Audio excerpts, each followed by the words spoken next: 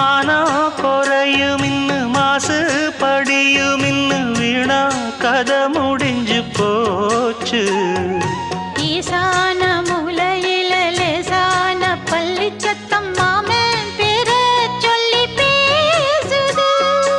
ஆறாத சோகந்தன்ன தீராம சேர்த்து வச்சு ஊரும் சேர்ந்து என்ன ஏசுது.